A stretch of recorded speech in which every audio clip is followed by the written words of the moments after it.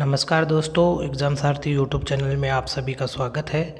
दोस्तों, आज से हम एक नई वीडियो सीरीज़ शुरू करने जा रहे हैं जिसमें हम डेली यूपीएससी और आरएएस के जो टॉपर्स रहे हैं उनकी मेंस की कॉपी जो है वो आपके साथ डिस्कस करेंगे, जिससे कि आपको भी ये आइडिया लगे कि टॉपर्स जो है उनकी आंसर राइटिंग स्किल्स कैसी होती है और उसको देखते हुए आप अपनी आंसर राइटिंग कैसे सुधार सकते हैं।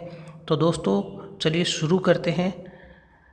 ये जो कॉपी आप देख रहे हैं ये आरएएस 2013 के टॉपर्स जिनकी 24th रैंक थी, अंकित जैन, उनकी ये कॉपी है। ये पेपर फर्स्ट के लिए हम देखने वाले हैं। तो आप देख सकते हैं इनके 200 में से 86.5 मार्क्स आए थे पेपर वन में। तो चलिए देखते हैं। ये देखिए आप, क्वेश्चन वाइज जो उनको मार्क्स मिले हैं आप देख सकते हैं। बहुत सारे क्वेश्चंस में मार्क्स जो है वो आधे मार्क्स हैं। बहुत अच्छे मार्क्स कहे जा सकते हैं। 200 में से 86.5 मार्क्स आए हैं। हालांकि मेंस में जो है इतने मार्क्स लाना बहुत ही कठिन कार्य होता है, लेकिन आपको एक आंसर राइटिंग का तरीका पता चलेगा। अब शुरू करते हैं। ये कुछ महत्वपूर्ण निर्देश इस तरीके से दिए हुए होते हैं। ये निर्देश आप पढ़ लीजिएगा। इसकी पीडीएफ जो है आपको नीचे डिस्क्रिप्शन में मिल जाएगी, तो वहाँ से आप डाउनलोड कर लीजिए। अब देखते हैं क्वेश्चन नंबर 1। आप देख सकते हैं कि यूनिट फर्स्ट में पार्ट ए में 50 मार्क्स का जो पूरा यूनिट 1 है, इसमें पार्ट ए है 10 मार्क्स का। तो इसमें 15 वर्ड्स में आपको जो है 15 शब्दों में आंसर देने के क्वेश्चंस हैं। प्रत्येक 2 मार्क्स के ये क्वेश्चंस हैं। तो पहला क्वेश्चन आप देखिए, इंग्लिश और हिंदी दोनों में उपलब्ध है। जिनके इंग्लिश मीडियम है वो इंग्लिश मीडियम में देख सकते हैं। इनके हिंदी मीडियम रहा है और हिंदी मीडियम में ही इन्होंने आंसर दिया है। तो नाथ द्वारा चित्रकला की किन्हीं 2 प्रमुख विशेषताओं का उल्लेख कीजिए। तो इनका आप आंसर देख सकते हैं कि नाथ द्वारा चित्रकला, इन्होंने इस तरीके से पॉइंट बनाकर लिखा। कृष्ण, गोपियों, यशोदा का चित्रण अधिकता में मिलता है तथा केले के पत्तों पर चित्रण है। ये देखिए, यहाँ पर इन्होंने शॉर्ट में लिखने की कोशिश की है, पूरा सेंटेंस पूरा लिखने की कोशिश नहीं की है। इसके अलावा सेकंड देखिए, पिछवाइयाँ चित्रण, जिसमें कृष्ण की मूर्ति के पीछे कपड़े पर चित्रण। तो यहाँ पर भी इन्होंने सेंटेंस को पूरा नहीं लिखा है, जिसके चलते ही इनको 1 मार्क्स मिला है। अगर हो सकता है ये पूरा सेंटेंस लिखते तो इनको 2 मार्क्स मिल सकते थे, या थोड़ा और अच्छे तरीके से रिप्रेजेंट करते तो फुल मार्क्स मिल सकते थे।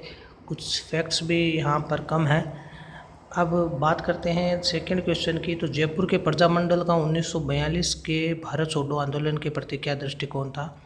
तो जयपुर प्रजामंडल के प्रधानमंत्री हीरालाल शास्त्री द्वारा जेंटलमैन एग्रीमेंट पर हस्ताक्षर कर अंग्रेज़ों का विरोध न करने पर अंग्रेज़ों द्वारा उत्तरोत्तर स्वशासन स्थापना पर जोर दिया, भारत छोड़ो आंदोलन में भाग नहीं लिया। तो आप देख सकते हैं ये सेंटेंस को कई जगह पूरा नहीं कर पा रहे, उसकी वजह से इनका आधा मार्क्स भी यहाँ पर कटा है। तो दोस्तों, ये पीडीएफ आपको तभी मिलेगी जब आप वीडियो को पूरा देखेंगे। तो वीडियो को स्किप मत कीजिए। डिस्कस जो हम करते हैं बहुत ही महत्वपूर्ण रहने वाला है, क्योंकि इससे हमारी जो कमियां हैं वो पता चलती है। अकबर के दीन इलाही की प्रकृति पर प्रकाश डालिए। तो इन्होंने लिखा, दीन इलाही अकबर की धर्मनिरपेक्षता सभी धर्मों के आदर करने की भावना पर जोर देता है, और ये एक नया धर्म जो कि सभी धर्मों का सार था। तो कुछ फैक्ट्स यहाँ पर मिसिंग है, जिसके चलते इनको 1 मार्क्स ही मिला। अब अगला क्वेश्चन देखिए कि आर्य समाज और रामकृष्ण मिशन की धार्मिक शिक्षाओं में आधारभूत अंतर क्या है? तो आर्य समाज जहाँ मूर्ति पूजा का विरोध करता है, वहीं रामकृष्ण मिशन मूर्ति पूजा को भक्ति का एक साधन मानता है। तो यहाँ पर इनको आधा मार्क्स मिला 2 में से। तो इनको आर्य समाज के बारे में कंप्लीट जो है जानकारी देनी थी। इसी तरीके से दोनों में जो अंतर था वो मुख्य अंतर यहाँ पर बताना था। हालांकि मूर्ति पूजा का यहाँ पर अंतर था, लेकिन और भी कुछ डिफरेंस ये बता सकते थे कि दोनों में जो आर्य समाज और रामकृष्ण मिशन में मुख्य अंतर क्या था। तो कंप्लीट फैक्ट्स लिखने होते हैं। रेंसा मैन के आदर्श से आप क्या समझते हैं, तो इसके बारे में इनको जानकारी नहीं थी, तो इन्होंने ब्लैंक ही रखा। ब्लैंक रखने के कोई मार्क्स नहीं करते हैं। इसके बाद में जो पार्ट बी है जिसमें 20 मार्क्स का है और पाँच मार्क्स के क्वेश्चन है, 50 शब्दों में आंसर देना है। भारतीय परंपरा में ऋण की अवधारणा पर प्रकाश डालिए। तो ये देखिए, भारतीय परंपरा में मनुष्य को समय समय पर अपने कर्तव्यों का ज्ञान कराने के लिए ऋण की अवधारणा को शामिल किया है, जिसके द्वारा मनुष्य समय समय पर पितरों, गुरुओं, देवों के प्रति ऋण होने का प्रयास करता है। मुख्यतः 3 ऋण है, पितृ ऋण, देव ऋण और गुरु ऋण। तो ये यहाँ पर इन्होंने एक्सप्लेन करने की कोशिश की, तो 5 में से 3.5 मार्क्स इनको मिले हैं। अगर आप फैक्ट्स पूरे रखते हो, सही तरीके से रखते हो, तो आपको फुल मार्क्स भी मिल सकते हैं दोस्तों। इसी तरीके से ये देख सकते हैं, रणथंभौर के दुर्ग के सैन्य महत्व को समझाएं, तो इसमें 3 मार्क्स इनको मिले हैं 5 में से। 1857 की प्रकृति की व्याख्या कीजिए। तो 1857 की क्रांति को भारत के स्वतंत्रता संग्राम का शुभारंभ कहने में अतिशयोक्ति नहीं होगी। आपका लिखने का तरीका भी जो होता है वो देखा जाता है। इनको 2.5 मार्क्स मिले हैं इस क्वेश्चन में। तो इसमें किसानों, सैनिकों, जमींदारों, आमजन द्वारा पूर्ण उत्साह से भाग लिया गया था। बहादुर शाह के नीचे बख्श खान ने संपूर्ण देश को नेतृत्व प्रदान, हिंदू मुस्लिम एकता का सुंदर परिचय दिया। 1857 की क्रांति में चाहे तत्कालिक विजय दिलाने में असफल रही हो, भविष्य के लिए एक दिशा सुदृढ़ आधार प्रदान किया। कुछ और फैक्ट्स जो है 1857 की क्रांति के बारे में इसमें लिखे जा सकते थे, तो जिससे कि इसमें और भी मार्क्स फुल मार्क्स मिल सकते हैं। वर्साई की संधि द्वितीय विश्व युद्ध के लिए उत्तरदायी थी, इसको एक्सप्लेन करना था। इसी तरीके से पार्ट सी है जिसमें 20 अंक का प्रत्येक क्वेश्चन है। हाँ, तो एक क्वेश्चन है 200 शब्दों में इसका उत्तर देना है। मालदेव के हुमायूं और शेरशाह के साथ संबंधों की आलोचनात्मक विवेचना कीजिए, या फिर प्राचीन भारतीय जो वैज्ञानिक साहित्य पर एक निबंध लिखना था। तो इसमें कुछ जो है फैक्ट्स सही नहीं थे। सही लिखते हैं आप, जितने ज़्यादा सही फैक्ट्स लिखेंगे उतने ही आप 10 मार्क्स इसको मिले हैं इनमें। इसके बाद में जो पार्ट ए है नेक्स्ट, उसमें भी आप देख सकते हैं, भारतीय संविधान की प्रस्तावना में उल्लेखित धर्मनिरपेक्ष शब्द की परिभाषा 15 शब्दों में करनी थी, तो 2 में से आधा मार्क्स मिला है। धर्मनिरपेक्षता से तात्पर्य भारत के संविधान को कोई धर्म नहीं होगा और ये सभी धर्मों को समान रूप से देखेगा। तो इसका सही जवाब क्या हो सकता था दोस्तों? धर्मनिरपेक्षता का मतलब भारत के संविधान का नहीं, भारत का कोई धर्म नहीं होगा और सभी धर्मों को समान रूप से आचरण करने की जो है स्वतंत्रता होगी। इस तरीके से आप इसका जवाब दे सकते थे। धन विधेयक को परिभाषित करें, तो इसमें अनुच्छेद वगैरह शामिल किए हैं। सुशासन की मुख्य विशेषताएं बतानी थी। संविधान सभा में मुंशी एंगर सूत्र का क्या महत्व था। राज्य स्तर पर सचिवालयों के विभागों और निदेशालयों के बीच अंतर समझाइए।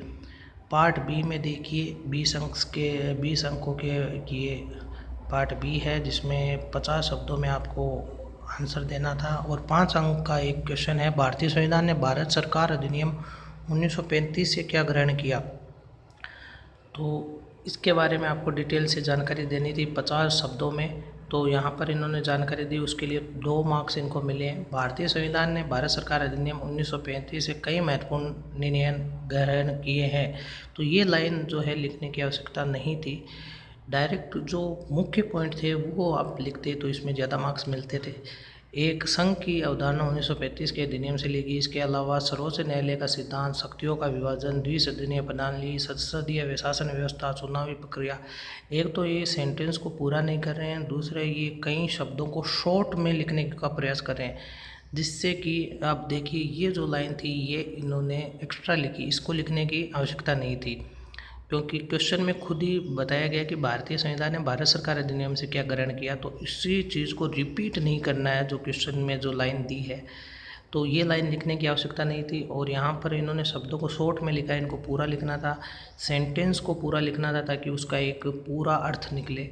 तो ये कुछ कमियां रही जिसकी वजह से इनके मार्क्स कटे भी हैं। भारत में नागरिक अधिकार पत्र के क्षेत्र में क्या प्रगति हुई, इसके सकारात्मक प्रभाव और सीमाओं की व्याख्या करें। तो इन्होंने क्या लिखा है, नागरिक अधिकार पत्र से तात्पर्य ऐसे अधिकार पत्र से है जो आम नागरिकों को ये अधिकार प्रदान करता है कि वे स्वयं का पूर्ण पारदर्शिता से समयबद्ध तरीके से कर सकें। और इसमें अब अधिकांश विभागों को लागू किया जाए। इसमें सकारात्मक प्रभाव ये है कि सरकारी कर्मचारियों में कार्य समय पर पूरा करने का दबाव, समयबद्धता आती है, इसकी सीमा जो है। तो आप इनको पॉइंट वाइज अगर ये लिखते हैं तो थोड़ा सही तरीके से ये समझ में आता है। ये इस तरीके से पैराग्राफ फॉर्मेट में लिखना जो है, जो एग्जामिनर है उसको पढ़ने में इतना सुविधाजनक नहीं लगता है, तो वो एक अट्रैक्टिव नहीं होता है। भारत के कई एकात्म विशेषताओं का सहित संघात्मक राज्य है, तो इस पर टिप्पणी करनी थी। तो इसमें भी इन्होंने देखिए पूरा पैराग्राफ फॉर्मेट में ये लिखने की कोशिश की है। इसी को अगर ये पॉइंट बाई पॉइंट लिखते ही चीज़ें, तो इससे इनको ज़्यादा मार्क्स मिल सकते थे। इसी तरीके से एक शक्तिशाली भारतीय जनतंत्र को चुनावी प्रणाली में महत्वपूर्ण सुधारों की आवश्यकता है, इसकी विवेचना कीजिए। तो इन्होंने अच्छा आंसर देने की कोशिश की, लेकिन फिर से वही कि जब पैराग्राफ फॉर्मेट में आप लिखते हैं और सेंटेंस को अधूरा छोड़ते हैं तो आपके मार्क्स कटने के चांस रहते हैं। इसी तरीके से जो नेक्स्ट सेक्शन है जिसमें पूछा गया था, राजस्थान राज्य में इसके निर्माण से लेकर अब तक प्रशासनिक नवाचार सुधारों की एक ही श्रृंखला रही है। लोक प्रशासन नीति रूप और संवेदनशीलता के क्षेत्र में प्रमुख नवाचारों और सुधारों की व्याख्या करनी थी। तो इसमें इन्होंने जो आंसर दिया है इसके तहत इनको जो मार्क्स दिए गए हैं, इस क्वेश्चन के मार्क्स जो हैं 8 मार्क्स इनको मिले हैं 20 में से। तो थोड़ा पॉइंट वाइज अगर आप बनाते हैं और पॉइंट के तौर पर अगर किसी चीज़ को लिखते हैं, जैसे कि यहाँ पर इनके 2 पॉइंट सही थे तो दोनों में आधा आधा मार्क्स मिल गया, तो उस तरीके से आपको जो है आंसर देना होता है। ज़्यादा से ज़्यादा पॉइंट बनाने की कोशिश करें और सेंटेंस और शब्दों को पूरा लिखें, शॉर्ट में लिखने की गलती ना करें, नहीं तो आपके मार्क्स भी कटेंगे। तो ये आप पूरी कॉपी देख सकते हैं, आपको ये डाउनलोड करने के लिए मिल जाएगी डिस्क्रिप्शन में। तो सारे क्वेश्चंस हम एक वीडियो में डिस्कस नहीं कर सकते, लेकिन अगर आपको कोई भी आपकी क्वेरी है इन क्वेश्चन से रिलेटेड कि हमें इस क्वेश्चन का जवाब किस तरीके से देना था या किस तरीके से हम लिख सकते हैं, तो आप नीचे कमेंट कीजिए, हम आपको डिस्कस करके बताएंगे। कुछ क्वेश्चंस जो कि चुनिंदा क्वेश्चंस हम डिस्कस करेंगे। यहाँ पर जो इन्होंने आंसर्स दिए हैं उनको हमने एक तरीके से देखने का प्रयास किया है। अब देखिए यही है, ये कांट चांट वाली ये भी आप आदत सुधारें। ये देखिए सारे के सारे आंसर्स इन्होंने जो है पैराग्राफ फॉर्मेट में लिखने की कोशिश की है, जिससे कि इनकी जो राइटिंग स्किल है उतनी अट्रैक्टिव नहीं रही। अब ये देखिए राजस्थान को कृषि जलवायु क्षेत्रों में विभाजित कीजिए, तो थोड़ा सा डायग्राम आप सही तरीके से बना सकते थे और नाम भी बाकायदा आप नाम लिख सकते थे कि कौन सा प्रदेश क्या है। इन्होंने जो है एक सिंबल ABC करके जो है क्षेत्रों को बांट के फिर आगे डिस्क्रिप्शन में इनके बारे में लिखा है, तो आप ये तरीका भी अपना सकते हैं। तो अच्छा तरीका अपनाया है, लेकिन थोड़ा सा इसको और अट्रैक्टिव बनाया जा सकता था। तो दोस्तों ये थी अंकित जैन की, जो कि RS 2013 के टॉपर थे, 24th रैंक थी।